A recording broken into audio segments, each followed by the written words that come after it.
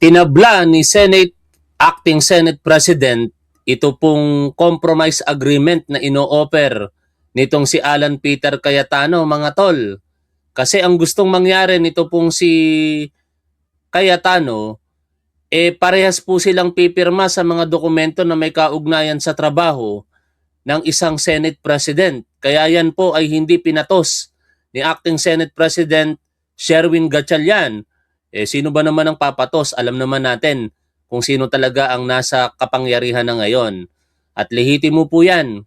Natatanging si Alan Peter Cayetano lamang at mga sumusuportang DDS ang naniniwala na illegal ang ginawa ng Gatchalian Block noong June 3, 2026, kaugnay po ng pagbabakante sa mga posisyon diyan po sa Senado dahil nga po nakakuha sila ng quorum. 12 po sila, salamat kay Senator Chis Escudero. Yan po ang pag-uusapan nating balita ngayon, mga tol, sa kayo mga naging kaganapan diyan po sa Senado kanina sa consultative meeting na isinagawa po ng Blue Ribbon Committee sa pangunguna ni Senator Erwin Tulfo at saka yung naging press conference ng 18 Marites. Pero bago tayo magpatuloy, ako po'y lubos na nakikiramay sa mga pamilya na nawalan po ng mahal sa buhay dahil po sa napakalakas na lindol na nangyari po diyan sa Mindanao.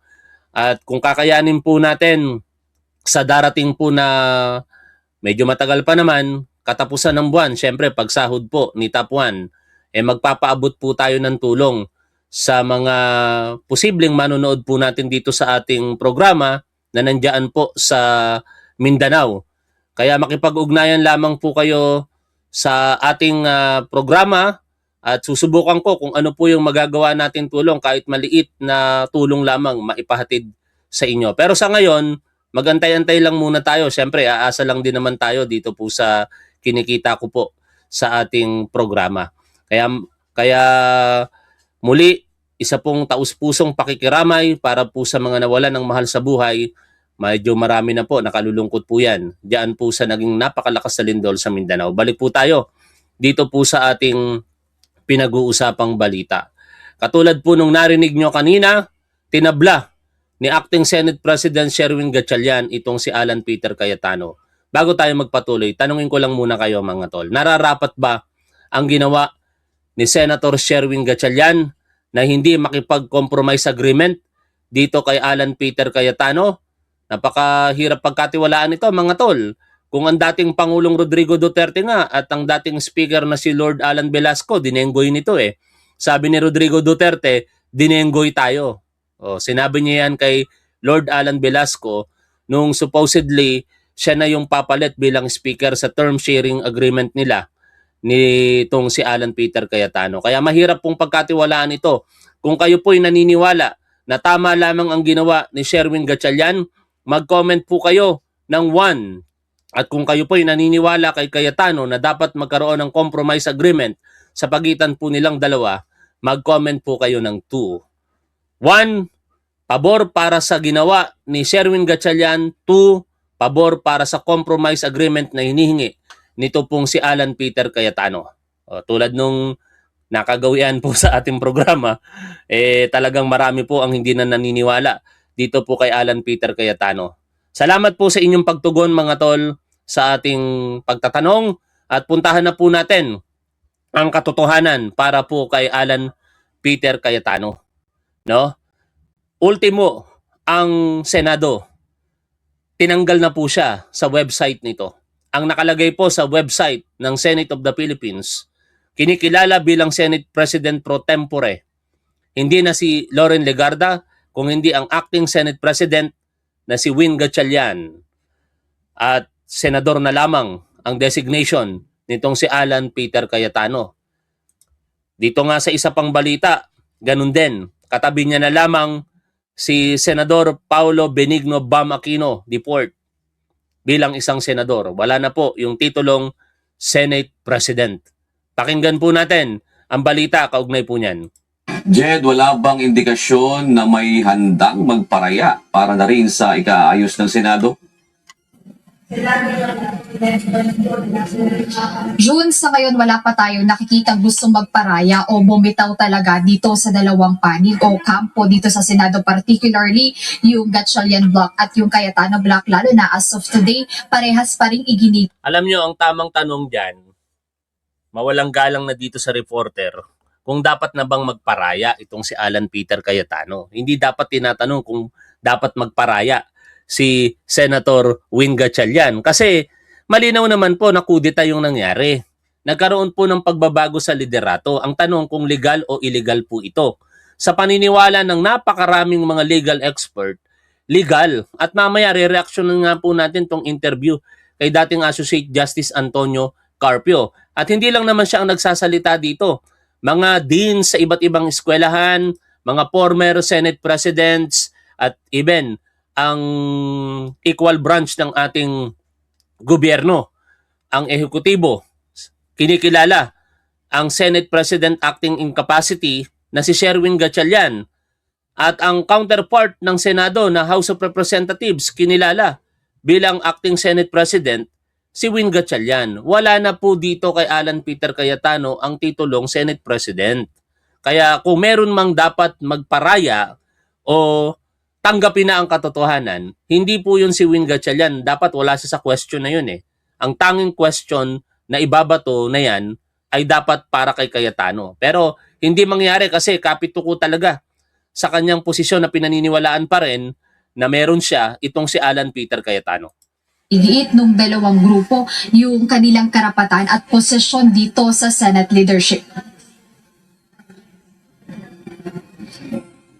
Tinanggihan umano ni Senator Sherwin Gatchalian ang proposal ni Senator Alan Peter Cayetano na interim setup. Sa isang press conference, sinabi ni Senator Cayetano na upang hindi maipit ang sahod at para sa kapakanan ng mga empleyado ng Senado sa gitna ng legal na gulo, nag-alok siya ng kasunduan sa kapwa niya senador. Pakitang tao pa to si Alan Peter Cayetano, mga tol. Bakit ko sinasabi? Ang tagal niyang namuno dyan sa Senado ay hindi pala matagal. Sorry naman, walang isang buwan. Walang isang buwan na namuno dyan sa Senado. Ang daming naging kaguluhan. Naisip niya ba nakausapin ang mga Senate employees? Hindi.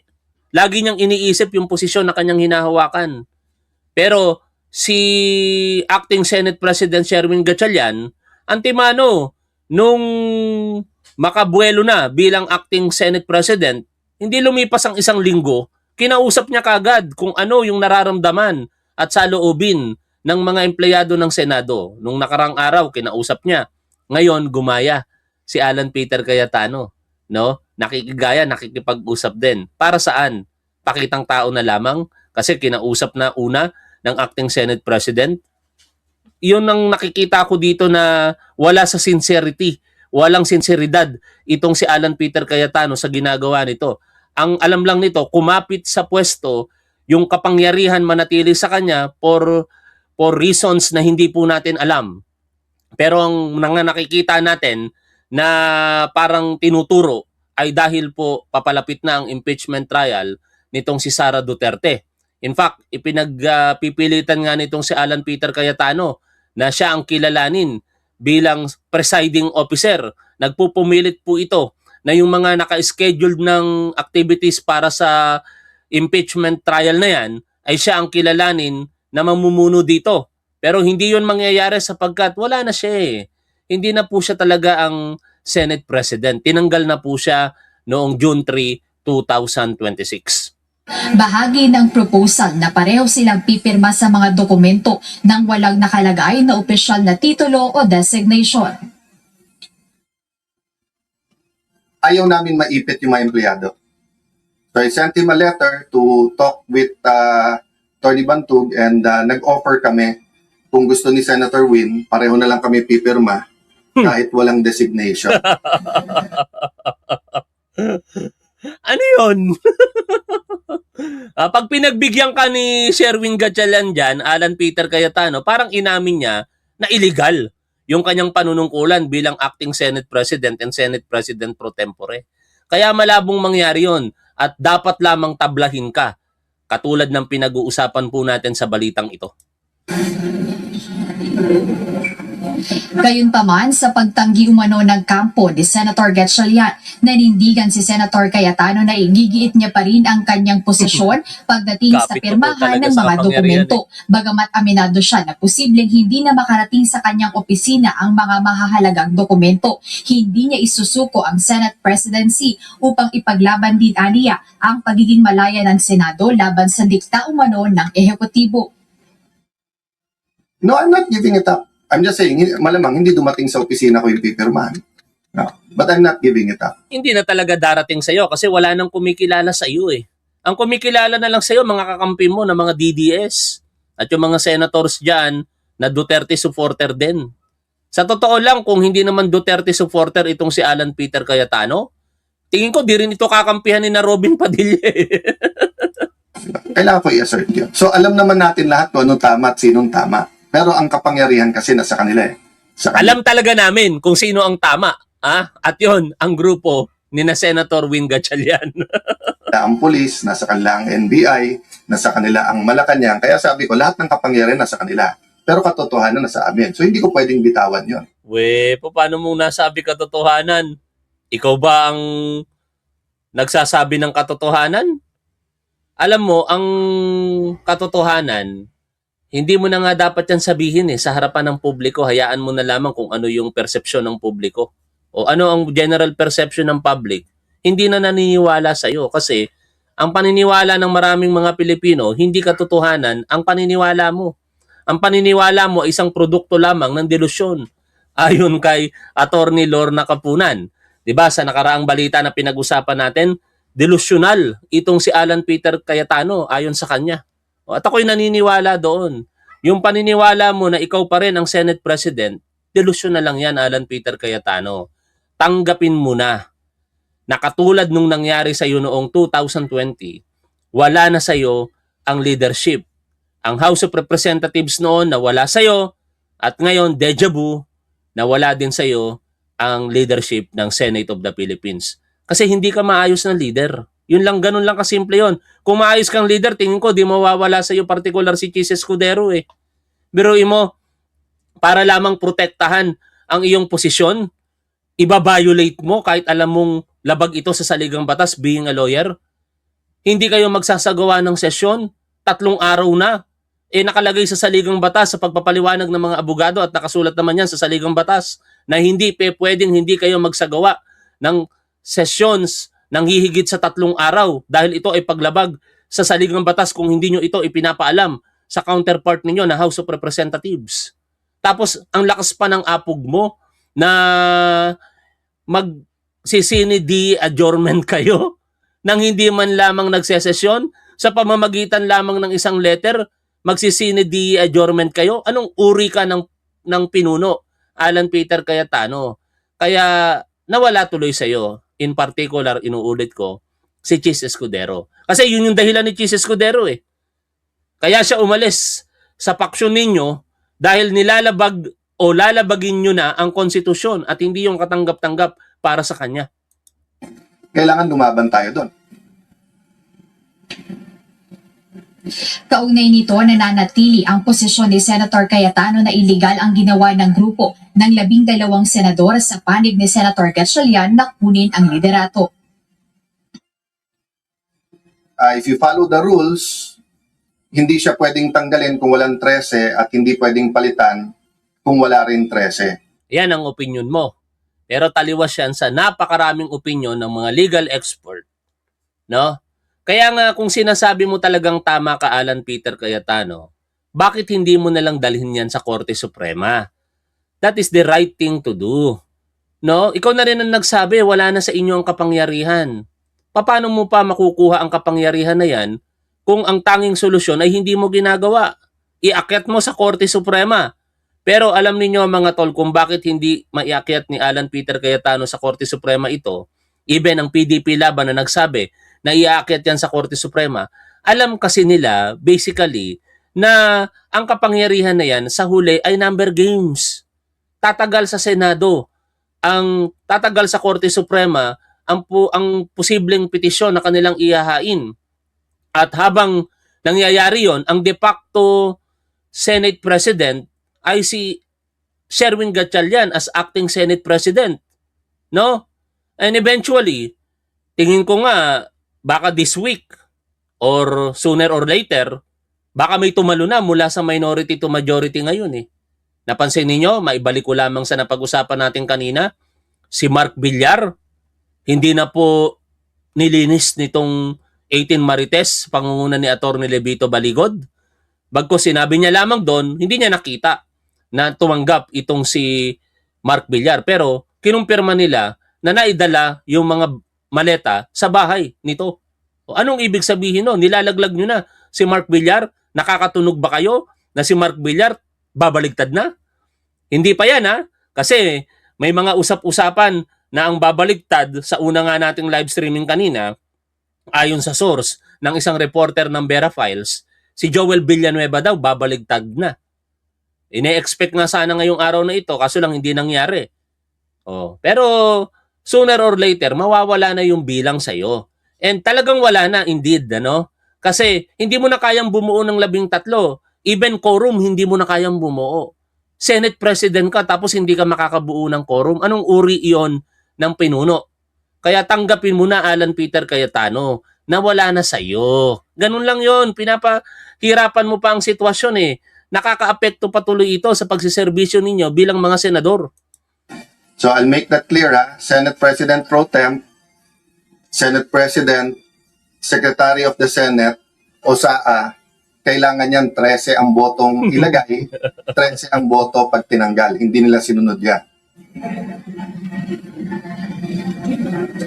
Jud, ang sinasabi ni Senator Cayetano na umano'y tugon ni Senator Gatchalian doon sa kanyang proposal ay kailangan daw i-turn over na ni Senator Cayetano yung mga dapat i-turn over dahil hindi na nga nila kinikilala yung leadership ni Senator Cayetano. Pero as of the moment, wala pa tayong nakukuhang tugon o confirmation mula kay Senator Gatchalian kaugnay dito sa sinasabi nga ng kanyang kapwa-senador na si Senator Cayetano. Pero doon sa naunang ambush interview kanina kay Senator Gatchalian, generic yung kanyang naging sagot nang matanong siya kung nag-usap na ba sila ni Senator Cayetano at sinabi niya na bukas naman siyang makipag-usap sa lahat. Pero nabanggit niya doon sa press con niya day after nung change of leadership na kanilang ginawa dito sa Senado ay may plano talaga siyang kausapin yung mga senador o kapwa niya senador na nasa panig ng Cayetano Block. Ito ay upang maayos na o makabalik na sila sa trabaho para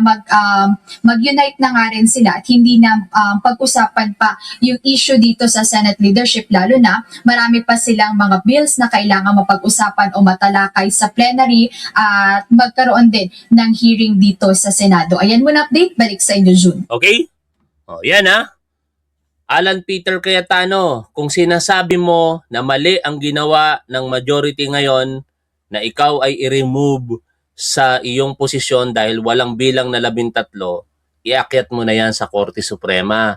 Yun na lamang ang tanging dahilan para kung sakasakali baka kampihan ka, makuha mong muli yung posisyon na yan. But malabong-malabo nang sigurong mangyari yan mga tol. Ngayon, puntahan po natin yung nangyaring consultative meeting ng Blue Ribbon Committee kanina. Pakinggan at reaksyonan po natin ito pong balita.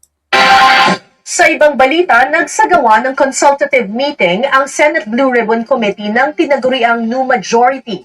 Imbitado at nasa Senado ang 18 nagpakilalang dating bodyguard ni Zaldico. Pero hindi sila humarap sa komite. Nakatutok si Sandra Aguinaldo. Nasa Senado man sila ngayon Lunes, pero hindi humarap ang 18 nagpakilalang dating bodyguard ni dating Congressman Zaldico sa consultative meeting ng Senate Blue Ribbon Committee kahit inimbitahan sila. Sa halip, nagpunta lang sila sa opisina ni Senador Robin Padilla. Nakakadismaya na hindi po umattend yung 18 bodyguards, yung kanilang abogado na si Attorney Baligod, at si Ginoong Mike Defensor dito sa ating patawag. Ito po ay opisyal na patawag. Ang pagpapatawag sa 18 na nagpakilalang Blue Ribbon Committee ng paksyon ni Senador Alan Peter Cayetano ayaw kilalanin ng Blue Ribbon Committee ng tinaguriang New Majority. Kabilang ang ikinalaga nilang chairperson ng komite na si Senador Erwin Tulfo. It was irregular, a house show, as you may want to call it, a make-believe investigation. Obserbahan ninyo mga tol kung sino talaga ang merong kapangyarihan ngayon at kinikilala, partikular sa loob ng Senado. Yung ginawang bogus hearing ni Rodante Marcoleta, Alan Peter Cayetano at iba pang member ng minority bloc diyan sa Senado ngayon ay walang mga kasamang empleyado ng Blue Ribbon Committee. Wala ang secretary nito, in particular walang magre-record, wala yung stenographer at kung sino pang mga staff na napakahalaga sa isang official proceedings for record purposes. Pero kanina, though ito ay isang consultative meeting pa lamang, kumpleto ang staff, kumpleto, wala pong absent, wala pong hindi pumasok sa Blue Ribbon Committee staff. Lahat po sila nandiyan at nakipagtulungan sa isang lehitimong komite na pinamumunuan ngayon ni Senator Erwin Tulfo. Masquerading as an official Senate proceeding. Mr. Chair, it took all my energy to not to gate crush the live selling that happened here last June 4. At dahil ilang beses nang nililinaw ng Armed Forces of the Philippines at Philippine Marines na hindi nila naging miyembro ang ilan sa 18, may mungkahi si Senador Raffy Tulfo. Let me call on them 18 kargador. Kasi nga po, nagkakarga sila ng mga mali-maletang pera, sabi nga nila. Matanong ko lang kayo mga tol, ano mas gusto nyong itawag sa kanila? Paki-comment nyo kung ano po sagot ninyo. Salamat sa pag-participate sa ating mga katanungan. Mamili kayo sa dalawa kung ano po ang gusto nyong itawag sa kanila. O gawin na natin tatlo. Baka may mga supporter ng mga DDS dito na nanonood eh. O tatlo pagpipilian natin. Ha? Ang una, ang itawag natin 18 Marites. Pangalawa, 18 Cargador. O yung pangatlo para sa mga DDS, pagbigyan natin 18 ex-Marines. O ano po sagot ninyo mga tol? Matingnan ko nga.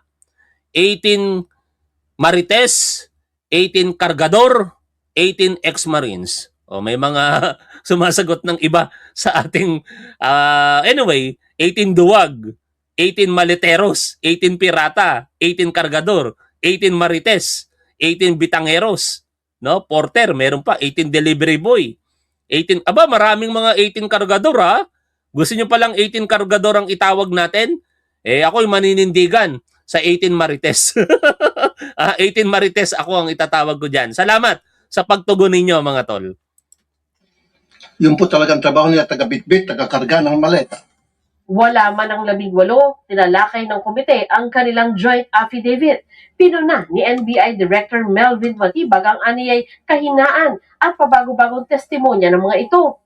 Ang core allegation na kas ang laman ng maleta ay madalas hearsay lamang. Hindi napatunayan ang mga alegasyon base sa ebidensyang iniharap. Walang sapat na personal knowledge, puro hearsay, walang corroboration at coordinated ang narrative.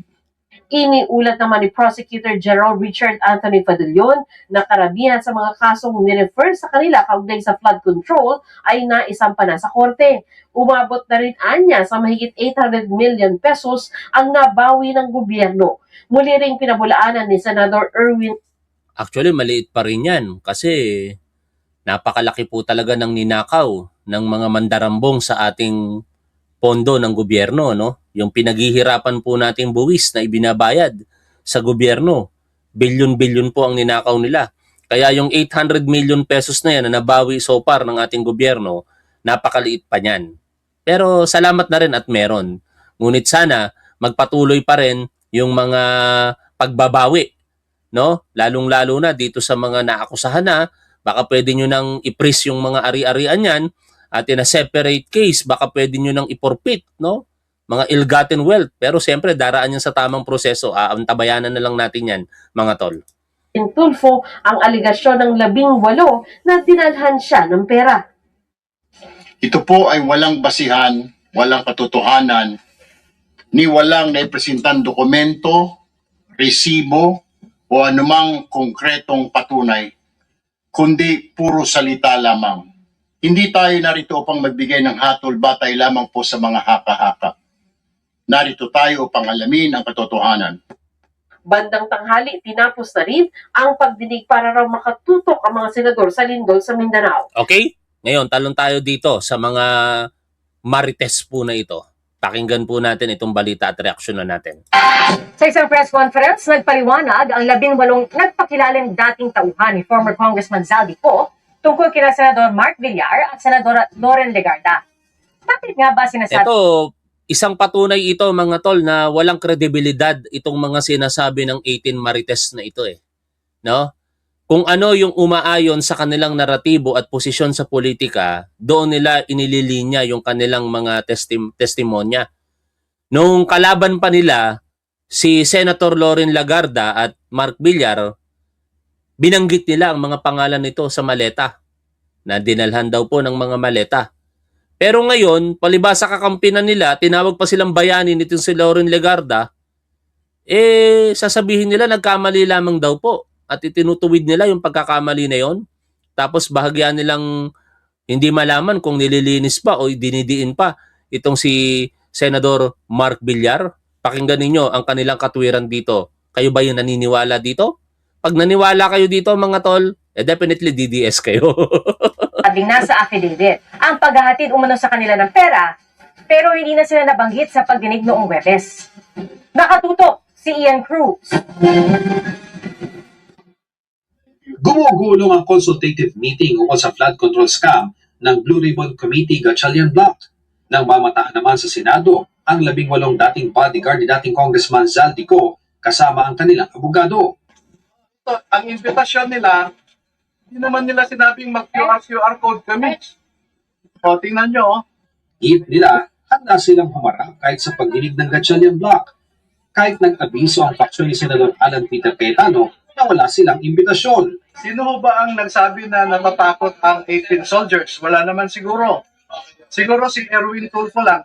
Pero tutulaan niya siya kung pangungunahan ito ni Senador Erwin Tulfo na inakusahan ng 18 na tumanggap ng mali-maliatang pera. Ang ayaw ko lang yung mag-preside si Erwin Tulfo as chair. Because that is legally anomalous. Pasado alas 10 ng umaga ng Kaugnay niyang ayaw niya, no? Sino ba siya by the way? Pero sige, kung yun ang kahilingan niya, nagbitiw na po ng salita si Senator Erwin Tulfo na siya'y mag-i-inhibit diyan sa pagdinig at itatalaga, pero after due course, di ba? After gawin ito sa tamang proseso, no? Pagki-create ng subcommittee ng Blue Ribbon at ang tatayong head dito ay ang vice chairperson na si Kiko Pangilinan. Para lamang mapagbigyan itong kagustuhan nitong si Levito Baligod. Siguro naman, pagka nangyari na yon, hindi na kayo magdadahilan na hindi pupunta diyan sa Blue Ribbon Committee hearing by then. Kasi ngayon, consultative meeting, paliwanag ko lamang ng bahagya mga tol. Bakit po tinawag na consultative meeting? Sa pagpapaliwanag po ni Senator Kiko Pangilinan kanina para sa kaalaman ng mga kababayan nating Pilipino, ang dahilan kaya po hindi hearing kung hindi consultative meeting ay dahil hindi pa po constituted. Meaning, hindi pa po buo ang Blue Ribbon Committee. Wala pa pong miyembro mula po sa minority ngayon ang nagsusumite ng kanilang dapat maging member. Kasi 17 lahat ang magiging miyembro ng Blue Ribbon Committee.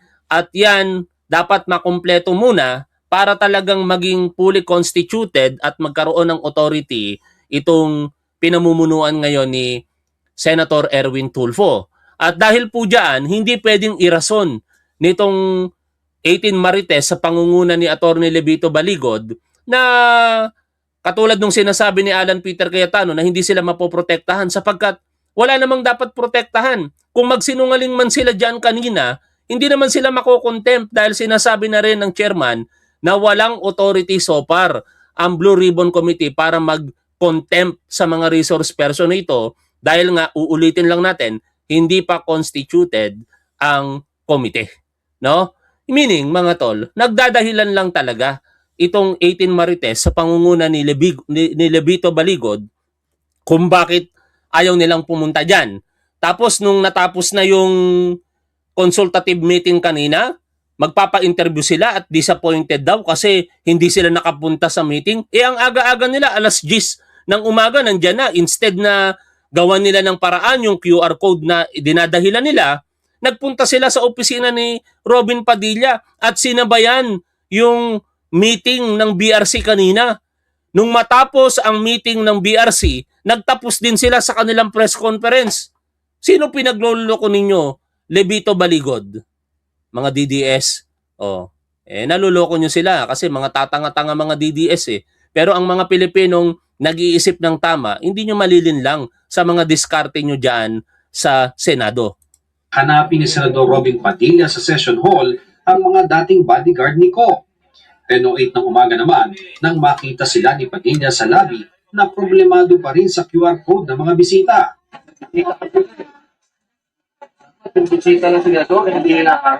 Imbes sa session hall ay tinangkang dalhin ni Sinabi naman ni Senator Erwin Tulfo yun eh. Malinaw naman sa kanya na walang magagawa sila dyan kasi bisita mo nga, no? Kaso lang may proseso, hindi naman mga senador ang may kagustuhan dyan na hindi kayo makapasok agad-agaran eh. Alam niyo yung QR code na yan, hindi ko alam ang sistema kasi hindi ako nakapunta dyan sa Senate of the Philippines. Never pa ako nakatapak dyan. Pero sa House of Representatives, nakatatlong punta na ako doon. Nung una, wala pang QR code, pulis pa ako. Nag-escort kami sa isang barangay captain, bisita siya ng isang kongresista. Pangalawang punta ko dyan, yung unang hearing tungkol sa mga nagpapakalat ng fake news na mga DDS vlogger. Gusto ko silang makita ng personal. Kaya nagpunta ako doon at doon ko nalaman na may QR code pala ang sistema. No? May nag-send sa akin ng QR code, pina-verify, ganon. Ngayon, kung dito may QR code, kung talagang layunin ninyo makapunta kanina sa consultative meeting, madaling ayusin yun, lalong-lalo na bisita mo, Senator Robin Padilla. Nakapasok na. Ang gagawin mo na lamang, escortan mo sila papunta sa plenary hall kasi nandoon isinasagawa yung meeting. Pero instead, ano ginawa ninyo? Nagpa-press con kayo. Bakit? Ang suspecha ko dyan, para i-divert ang attention ng public, mahati ito, hindi lamang mag-focus doon sa meeting ng BRC kung hindi sa inyo, tapos iset sa isipan partikular ng mga supporter ninyo na ganito yung naratibo ninyo at ito dapat yung paniwalaan nila at wag paniniwalaan yung ginagawang meeting ng BRC. Ganun nyo nililinlang ang inyong mga... Kasi alam nyo mga tol, kung walang panlilinlang dito, dapat pakinggan ng bawat panig eh. Pero anong ginagawa ninyo? Imbis na mapapakinggan kung ano ang sasabihin ng mga ahensya ng gobyerno na may kaugnayan sa mga pangyayari na yan, sinabayan ninyo ng press conference ninyo. Kayo ang humusga mga tol kung tama ba yung spekulasyon o analysis natin dito. Pero sa aking pananaw, ganon. Gusto nilang i-divert ang attention ng public mula doon sa mga regular na ginagawa ng mga ahensya ng ating gobyerno like NBI, ano ba yung mga naging testimonya o sinabi ng NBI kanina. Ang conclusion nila, hindi uubra yung affidavit ng 18 Marites po na ito. Dahil doon pa lamang sa level ng pagdetermina ng probable cause, bagsak na ito. How much more kung ito ay iaakyat sa level ng prosecution, kung saan ang sinasabi, dapat merong certainty of conviction. Hindi lamang pagdetermina ng probable cause, kung hindi prima facie evidence with certainty of conviction. Wala yun.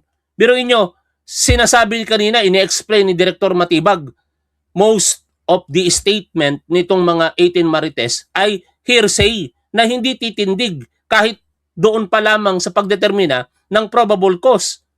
Sa level pa lang ng NBI, bagsak na. Paano pa aakyat sa prosecution and eventually makakaakyat sa korte yun? Padilla ang grupo sa kanyang opisina. Pupunta sila kasi. Pero bakit sa office? Refresh phone muna. Ako ang nag-request. Sir, pumunta kayo sa hearing. Pero hindi pa rin sila makaakyat dahil sa mga di-planchadong QR code ng visitors form. Habang naghihintay, ay dumepensa si Padilla sa bansag na peke umano ang flood control scam hearing ng kanilang paksyon noong Huwebes. Demokrasya itong bansa. Kung ano sabihin nila, side nila yun. Eh, ganun din naman yung sinasabi ng aming Senate President na ang nire-recognize na ay yung aming hearing. Tama naman yan, demokrasya ang bansa. Pero tandaan natin sa isang demokrasyang bansa, may mga nagsasabi ng kasinungalingan at may nagsasabi ng katotohanan. May mga lumalagay sa tama at mayroong mga lumalagay sa mali. Saan kayo doon, Senator Robin Padilla? Sa aking paningin at paniniwala, nandoon kayo sa wala, sa katotohanan. Nandoon kayo sa mali. Yan ang paniniwala ko, opinion ko yan. No, bakit ko sinasabi? Kasi nakikita naman natin kung paano nagsisinungaling itong 18 Marites. Ang daming mga ebidensya sa nangyaring bogus hearing na yon na sila'y nagsinungaling. Katulad po nung iPhone 16e 128GB. Biruin mo, sasabihin mo, inalok sa inyo bilang gantimpala para lamang masunod kung ano man yung kagustuhan nung tao na nag-o-offer nito sa inyo. Eh nung mga panahon na yon, hindi pa existing itong iPhone 16e dahil ito ayon sa balita ay nailabas lamang sa merkado February 2025. Tapos bahagi din ng mga testimonya ninyo na wala naman in particular doon sa affidavit yung biglaan ninyong pagdadawit kay Senator Erwin Tulfo. Bakit nyo dinawit si Senator Erwin Tulfo? Kasi naging chairman na siya ng BRC last June 3, 2026. Kaya kahit wala sa affidavit, pinilit ng mga senador na sina Cayetano at Rodante Marcoleta na ma-involve itong si Erwin Tulfo. Ano ang motivation na nakikita ko doon para itatak sa mata ng publiko na hindi credible itong si Erwin Tulfo dahil meron din pong kontrobersiya ayon sa inyo. Ganun lang kasimple yun. Pinalalabas ninyo na walang kredibilidad si Erwin Tulfo kasi may akusasyon ng pagtanggap ng maleta. Pero kung titingnan ninyo, kumbaga, ipinasok lamang. Dagdag pa dyan, yung pagbibintang ninyo ng pagbibigay ng meleta kay Senator Tito Soto, kung saan yung sinasabi nyong tao ay matagal lang patay. Yung executive assistant niya, matagal lang patay, pumanaw na. 2015 pa lamang, pumanaw na yung tao. Dinadamay nyo pa sa kagaguhan ninyo. Tapos yung photograph na ginamit ninyo laban kay Senator Ping Lacson, kitang-kita naman sa timeline ng Facebook niya mismo, nakalagay doon, March 2022, panahon ng pangangampanya nang sila'y kumakandidato sa pagka-pangulo at pagka-vice-presidente. Tingnan nyo kung paano nyo nililinlang ang tao. Tapos, gugustuhin nyo, paniwalaan kayo, Robin Padilla, gagamitin mo pa ang terminong demokrasya? Porket sinasabi ng kabila at sinasabi ninyo, bahagi ng demokrasya, hindi tama yun. Sa demokrasya, okay lang makipag-argumento, magpalitan ng mga diskurso. Pero dapat may valid reason, no? Hindi pwede ang reason mo kasinungalingan. Hindi pwedeng ang reason mo paggawa ng mali. 10:43 ng umaga o makaraan ng isang oras nang makapanik na sina Baligod sa tanggapan ni Padilla kung saan nagpa-press con. Ito ay tinanong si Baligod tungkol kina Senador Mark Villar na nakatiran umano ng mali-malitang pera sa Las Piñas pero di nabanggit noong Huwebes. Nakita nila, sir, na tinanggap mismo na Wala po silang sinabi na ganon. Basta pinadala nila sa address na yon. At pagdating po ng masusing pagtatanong ng panel of investigators ng ombudsman, ay dyan po nila maging official na sabihin kung nakita nila o hindi. Nasa affidavit din ang paghatid muna ng pera kay Senador Loren Legarda pero paglilinaw kanina. Okay, Senador, hindi. Wala silang nakita. Hindi nila nakita na nakapasok sa gate. Kasi yun yung what they clearly recall was that pagbaba ni Saldico, nagbukas ang gate, pumasok siya, sinara din yung gate daw. So, pati si Mark Tiksay, na usok. Alam mo, Levito Baligod, mas magiging kapanipaniwala kung yan ay pinapakwento mo mismo doon sa tao eh. Yan ang mahirap sa'yo eh. Lumalabas tuloy na hearsay. Hearsay na nga yung tao, tapos ikaw pa magkukwento, ano yun? Kakaiba, di ba? Bakit ayaw mong paupuin yung mismong tao dyan at tanungin individually ng mga reporter? Yun ang malaking katanungan sa Levito Baligod. Bakit ayaw mong pagsalitain sila mismo? Talagang, ano to, scriptwriter ka ba? At doon sa naging pagdinig sa bogus hearing na yon ni na Marcoleta, sabat ka pa ng sabat? Saan ka nakakita na itong tao na ito, isang abogado, tapos ang invited, mga resource person, siya pa yung pauna-una sa pagsasalita. Maraming beses tayong nakapakinig, nakapanood ng mga hearing sa pagitan o sa Senate of the Philippines, mga committees dyan, sa House of Representatives, mga committees doon. Pero laging nako-caution ng abogado kapag ka nagsasalita kasi hindi sila dapat nagsasalita. Hindi ka dapat nagsasalita. Dapat resource person lang. Levito Baligod. Actually, sumasama sa kanya na iwan sa labas. Halos sabay natapos ang presko ng 18 at ang consultative meeting ng Blue Ribbon Committee na nag-imbita sa kanila. Pero ang sinisisi nila sa di pagdalo ay ang naantala umanong pagpapapasok sa kanila. Sayang yung opportunity. Sayang ang opportunity. Nako, patunayan nyo na lang yan, Levito Baligod, sa susunod. No? Lipat po tayo dito sa isa pang balita. Ang Senate Secretary na itinaga ni Senador Win Gatchalian ang inaabutan na ng mga liham ng Kamara. Yan ang isa sa patunay na ikaw, Alan Peter Cayetano, wala na talaga sa kapangyarihan bilang Senate President. Pero mo, counterpart mo, House of Representatives, hindi ka na kinikilala.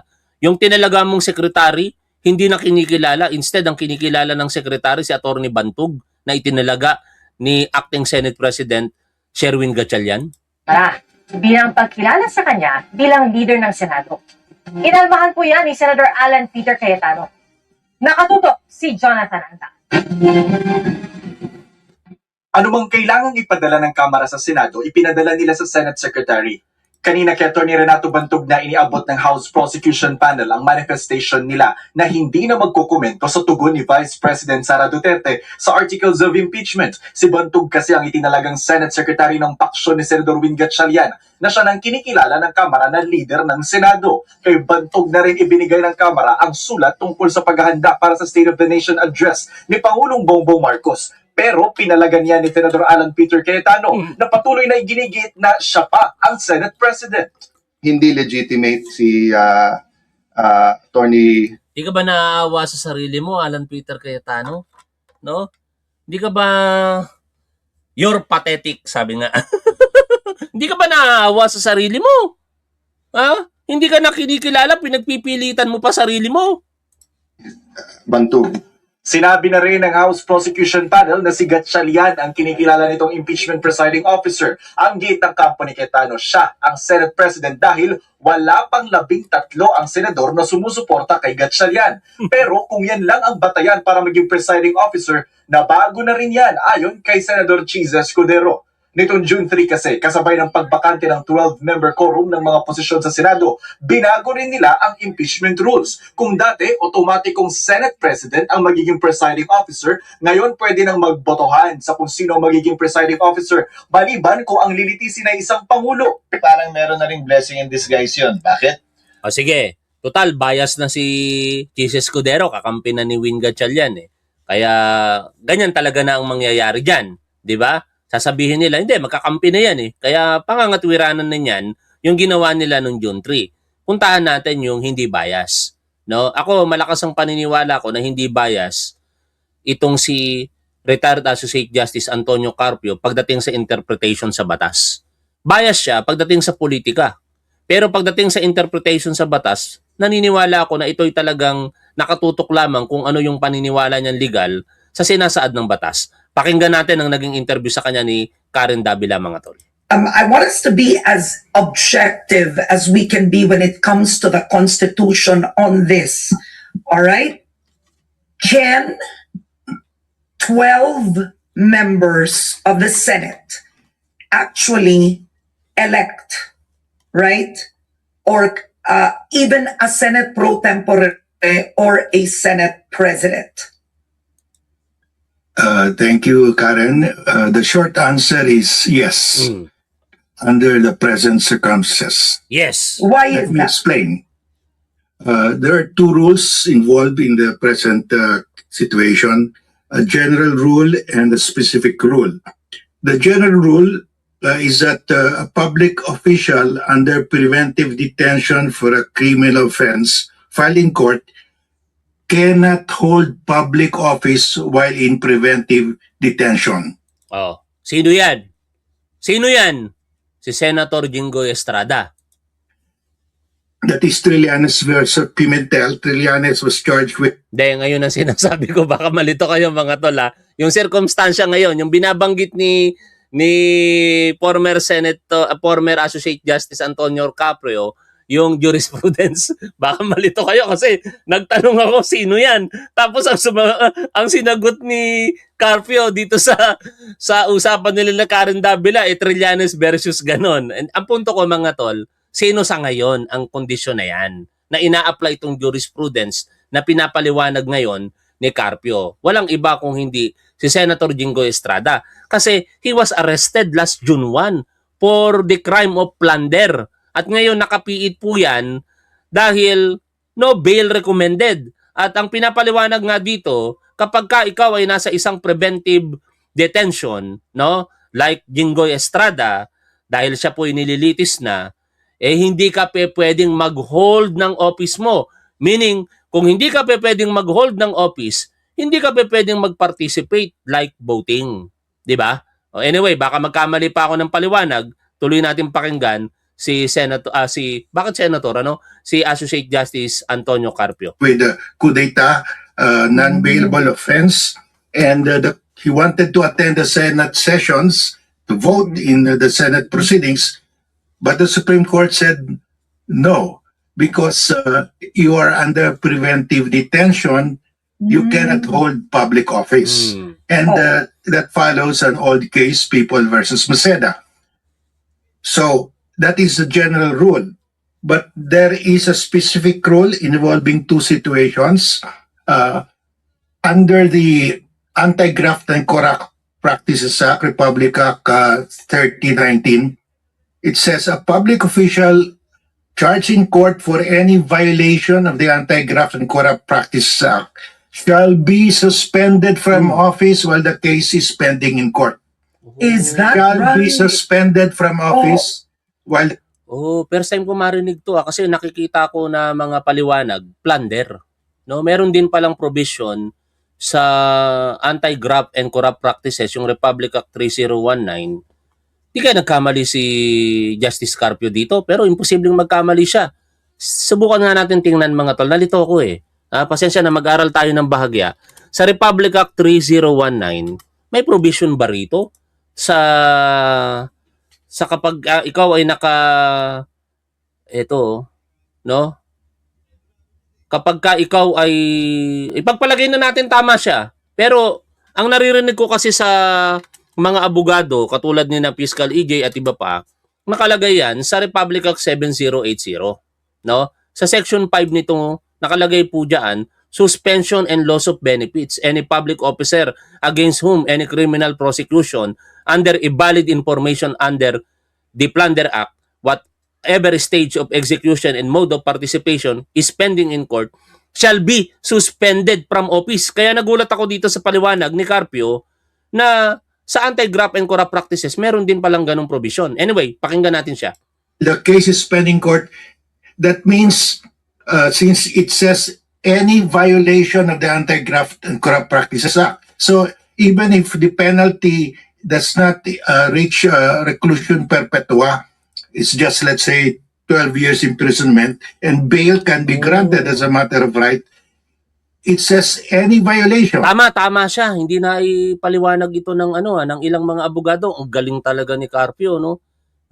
Sa section 30 kasi nung pinag-aaralan namin ito mga tol, mostly nakapokus lang kami sa definition, siyempre criminology lang saka sa penal provision, no? Kung ano yung kaparusahan, kung paano nakukumit at kung ano ang kaparusahan. Pero tama si Justice Carpio kasi nakalagay dito sa section 13. Ito, suspension and loss of benefits any public officer against whom any criminal prosecution under a valid information under that act or under the provision of the revised penal code on bribery is pending in court shall be suspended from office. Oh, hindi lang pala plunder mga tol. Parehas ito applicable kay Jinggoy Estrada ngayon. Bakit? Si Jinggoy Estrada merong plunder na kinakaharap at merong graft na kinakaharap. So it means any kind of offense under the Anti-Graft and Corrupt Practices Act. The public official shall be suspended from office while the case is pending in court. This is several cases already, and the latest is Bunye versus Escarial. That's the first rule. There is a second rule, and it involves a later law that adopted this particular rule in the Anti-Graft and Corrupt Practices Act. The plunder law came later, but it has a provision similar to the Anti-Graft and Corrupt Practices Act. Nauna pa pala yung sa Anti-Graft and Corrupt Practices Act, ano? Kaysa doon sa plunder. Bakit na-miss yun ng mga abogadong pinapalo natin? Anyway, syempre, sila lawyer. Ito, naging justice na ng Korte Suprema Kaya mas mataas ang antas. Sa mga ranking ng lawyer, hindi ito katulad ni Rodante Marcoleta na ayon sa kanya, lowest among the ranks of lawyers. Section 5 says, any public official charged in court for any violation of the plunder law shall be suspended from office while the case is pending in court. So, even if a person charged under the plunder law is granted bail, he is suspended from office. What is the rationale for the suspension under the Anti-Graft and Corrupt Practices Act and under the plunder law for any kind of offense? The reason is to prevent that public official from influencing the witnesses against him. And normally the witnesses are subordinate employees of that public official. So you have these two rules. You apply this now to the present situation. There is one official senator who was already Yan na. arrested on that day Si when Jinggoy. the Senate held its session. He was already charged with plunder, and the penalty is reclusion perpetua. That means it's not bailable if evidence of guilt is strong. But whatever the case is, he was charged under the plunder law. So that means he shall be suspended from office while the case is pending in court. So Senator Jinggoy Estrada is now suspended because the court has repeatedly held that this is mandatory. So, pag makasuhan si Cheese, Joel, Mark Villar at Marcoleta, pwede silang masuspend. Totoo po yun. No? Yan po yung tinatalakay dito ni Justice Carpio.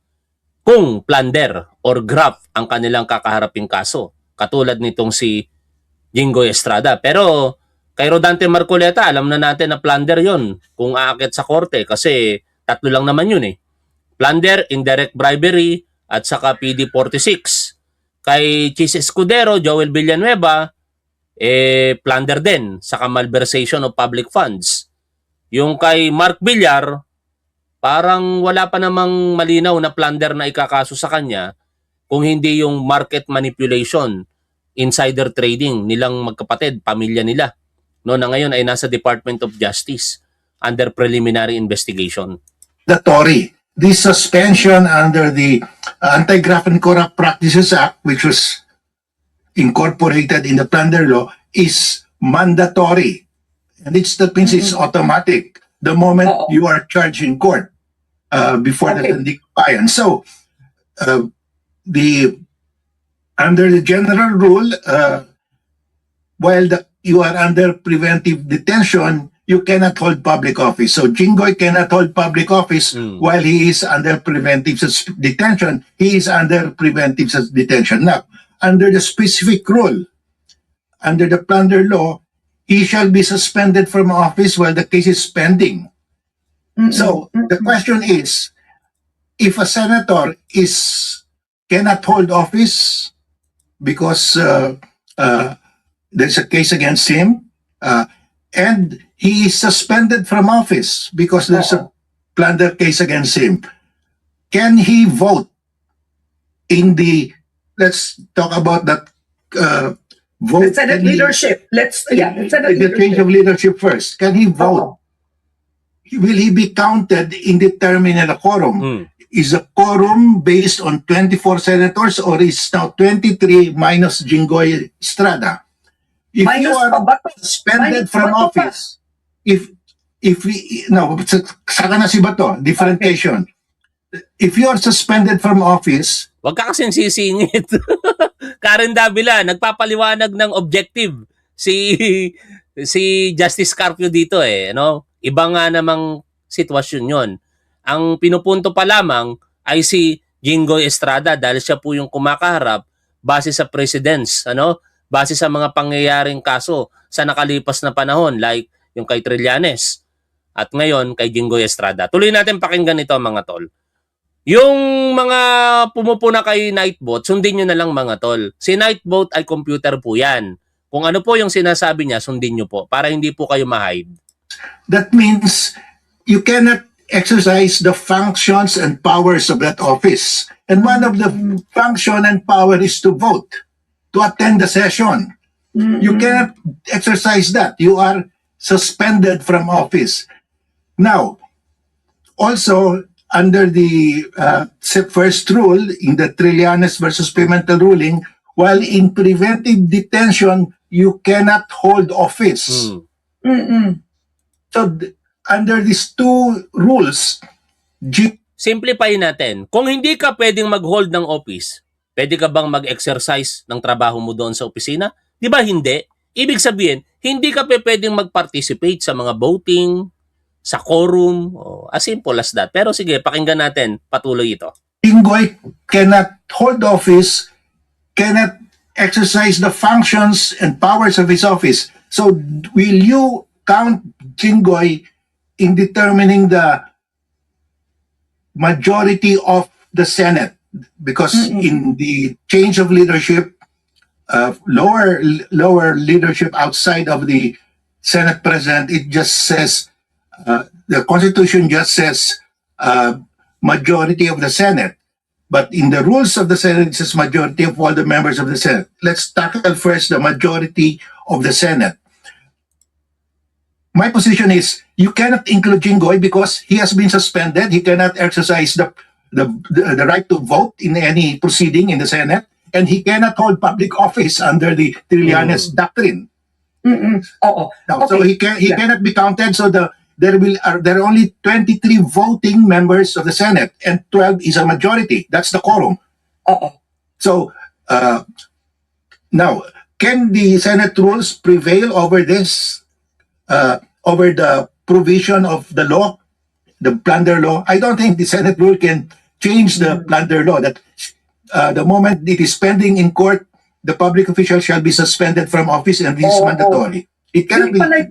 Yeah. Then, yeah. So that rule cannot prevail over the law because the law is higher than a Senate rule.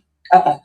Now, Alright. so okay. Yeah. So my position is that the change of leadership up to the Senate pro tempore is valid because there was a quorum. The quorum is based on 24. 12 is a majority.